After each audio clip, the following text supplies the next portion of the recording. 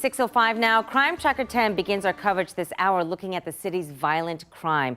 We are now tied with last year's record high of homicides, 175 people killed in Columbus. We also uncovered that more than half of those homicides took place in two zones here in the city of Columbus. So take a look at this map here. This is kind of the 270 outer belts. If I can give you some reference, and you can see how the city is divided into 5 different zones.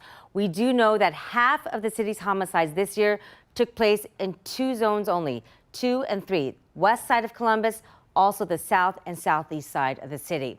But going beyond all of this is the why and how city leaders plan to put more money into safety programs. Let's get to Tina Ramos right now. He's outside City Hall for us with more on these initiatives that, Tina, we know city leaders hope will save lives.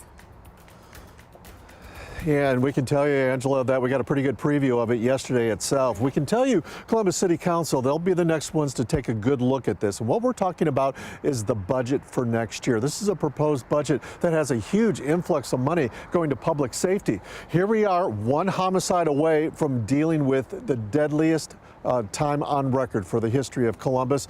And right now, city leaders are basically saying we have to keep pushing forward to try and deal with this.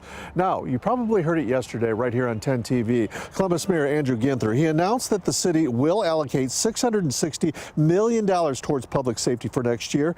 This includes adding 3 new police classes that will put 170 more police officers on the street. Now, in addition, money will also go to other programs to address the violence issue, including for children. Some community leaders support this plan, while one mother of a victim says parents need to play a big part too.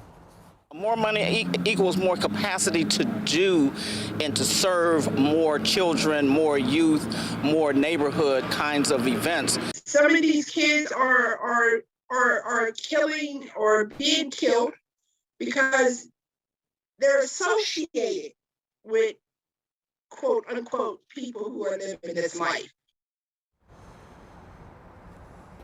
So as part of this anti-violence measure, when we're dealing with the budget itself, well, the mayor plans on issuing this budget right here to City Council, at least introducing it to them at that point, that they will review it. In the meantime, Columbus police, they'll continue marching the streets, trying to deal with this violence, and likely we'll see a record amount of homicides coming up in a matter of days. Tino Ramos, 10 TV News.